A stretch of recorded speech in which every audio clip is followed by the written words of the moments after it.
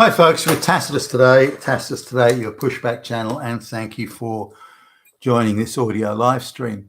In this essay, I'd like to talk about a subject that I think is very important, which is equality before the law. Equality before the law. I see that as a bedrock part of the Western sort of body politic and canon of social organisation. Equality before the law. Now, the people that rave about equality for illegal aliens, equality for black lesbians, equality here, equity there, equal outcomes there, are outraged with the idea of equality before the law. Instead, well, that person's a Nazi. They shouldn't be equal before the law. So the idea of victimhood, as is ideologically predetermined victimhood, should decide, so these people believe, these activists, that equality before the law is nonsense. Instead, you should have equal outcomes before the law, which means that the evil, straight, white, Nazi, fascist, swastika, Hitler males should always lose in legal cases, and that the black murdering lesbian should always do well in the legal. This is so they've got a very skewed and idiotic view that the law should be used to equalise social outcomes, not to be everyone equal before the law and be applied equally. So the moral cause, if you will, as ideologically determined by insane people, that should be the determining factor. And we're looking at a lot of judges around the Western world now, many activist judges, prosecutors, and so on, that are all across the area of jurisprudence and lecturing in law, practice of law, the direct application of law. And so we're seeing some very strange things happening. And this is one of the areas that's happening, as I would argue, in my view, happening in Australia, where there's a visiting Israeli politician. I think it's the Israeli Prime Minister or President's coming to Australia. May already be here, but it's coming soon. And is going to be, I don't know, I think they'll be making some public appearances, things like that.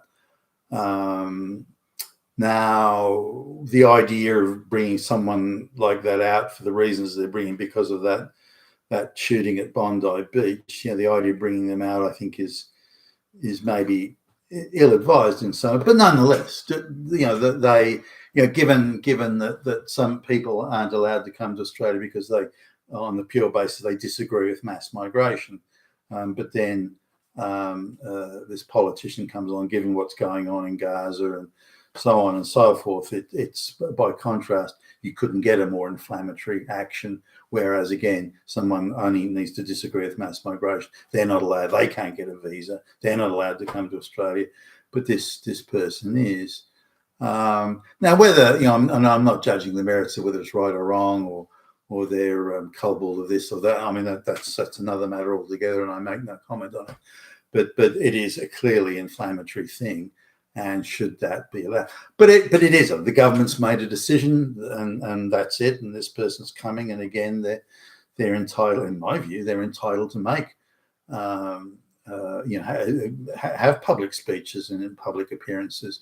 That's what free speech is. That's what it means. You may not like what they say. You may disagree with it, maybe even vehemently disagree with it, but they still have that fucking right to speak. And this is, again, part of the wider equality thing. Now, the activists say, well, no, if I disagree with it, they don't have a right to speak. I have a right to speak. I can accuse everyone of being a Nazi and a fascist, but those people don't say anything about me or the victim groups because they're Hitler. And so again, very skewed.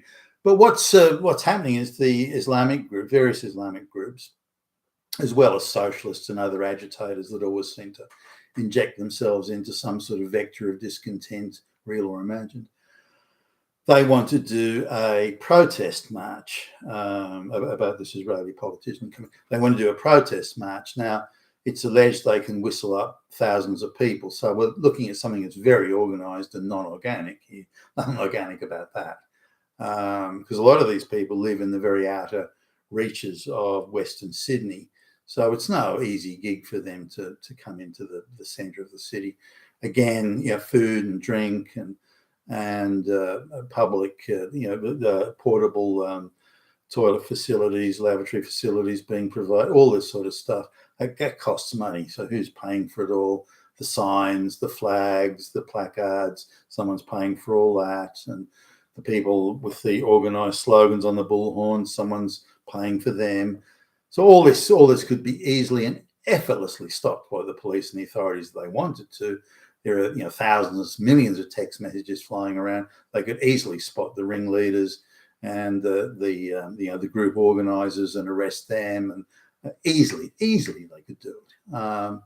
But they're not doing it. In fact, from what I can tell, at least, they're doing absolutely nothing. In fact, they're doing the opposite of stopping it.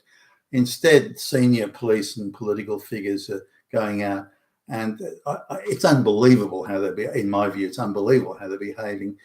We're begging, we're pleading with the Islamic organised, begging you, we're on our knees begging you, don't come and protest and so on. Now, this is a serious issue insofar as of law and order. This is a serious issue because they've not been given a permit to do the protest.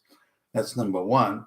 Number two is the area that they want to protest in has, by government decree, has been declared a no protest zone. It just happens to be in the middle of the downtown area of the city as a no protest zone. So clearly it would be in flagrant contravention of the law, and also organising the protest, which they're clearly doing. Organising the protest is also in flagrant violation of the law. So the police and the authorities, the body politic, the security services and so on, they've already got a smorgasbord of evidence and stuff they can act on to start making arrests. But instead they do nothing.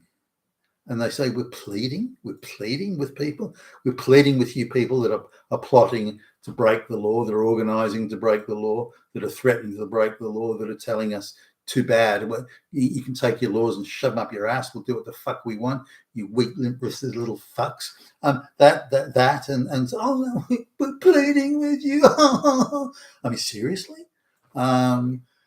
Now, it's yet to see if it unfolds. My guess would be, and this is only, I don't know this for sure, my guess would be that permit or not, permission or not, they'll just go ahead with their protest and they'll dare the authorities, the straight white Anglo-Saxon male authorities, they'll dare the authorities to say, well, arrest us. What are you going to do? Arrest us? There's going to be thousands of us there. Going to arrest all of us? No. And they'll just go ahead anyway. The police will stand by, with political orders from the body politic. Well, don't upset these people. Don't inflame anything. I mean, if they're really, really bad, okay, arrest them, but otherwise don't do it. And even if you arrest them, just keep them overnight and let them go in the morning. For fuck's sake, don't upset these people.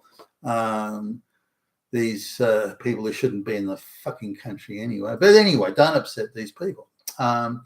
Okay, well, that's how. But let's now flip the script and say there's a bunch of people there, maybe instead of thousands, maybe a couple of dozen that claim that they're opposing mass migration.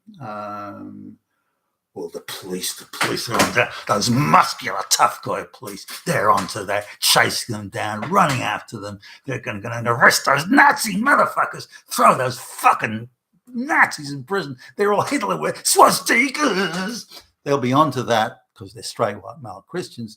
They'll be onto that like flies onto shit. They'll be straight into that big tough police, politicians. There's no place in our society for fucking Nazi. So totally different response, totally different reaction. But why? The so-called Nazi thing, and we can speculate about how they define and interpret Nazi. They're on the sidewalk. They're not blocking any street. They're not getting in anyone's way. So why? What's the big deal? Well, somebody said that they might have done a Nazi salute. Oh, fuck, police. 1,000 police mobilised, their helicopters, horses. Wait, stop. There's like 15 of them. What have they done? Well, Nazi. Wait, stop. What about the thousands of Muslims that are parading down the main street without a permit and flagrantly violating the law, blocking the traffic? Oh, well, we can't upset them. Everyone's got a right to protest, So totally, and this is the two-tier justice that's so concerned many people, myself included. If the law is being broken, then the appropriate penalty should be handed out. And if that means arresting people, and if these, any group of people think, well, the law doesn't apply to us, go fuck yourself, we'll do what the fuck we want, then you need to deal with that. That is not a tolerable situation, far from it. And the organisers, again, could easily be picked up by the security services and the police, need to be, and then charged. And if these people are being put in prison or getting serious fines and or being put in prison, then you'll find that dissipate. And many of them will be recent migrants, maybe on work visas or temporary visas or whatever, and then deport them. So, okay, now if it's that important to you to bring those international, and a lot of these people from like Pakistan and Afghanistan and Bangladesh, they got nothing to do with Gaza or the Middle East or the Levant generally. It's all, if it's that important to you to do, then you should go back to your country. You should go back to where you came from. We don't want you to. We'd rather you assimilate and integrate it and stop all this nonsense. But if you insist on doing it, if you insist on saying, well, I'm Islamic, that's it, your laws don't apply to me, then you need to go back to an Islamic republic. I would suggest that's a way of dealing with it. So it could be dealt with, but for some reason, the body politic, and then instructing the police and saying, go all limp-wristed on this, and then they're terrified of offending these people. But are they terrified of offending straight white Christian males and calling them Nazis and fascists? And you did a Nazi, so no. that they're big, tough, and muscular on. Just the other stuff, they're a bunch of limp-wristed little idiots. You've been Tacitus today, your Pushback channel, and thank you for listening.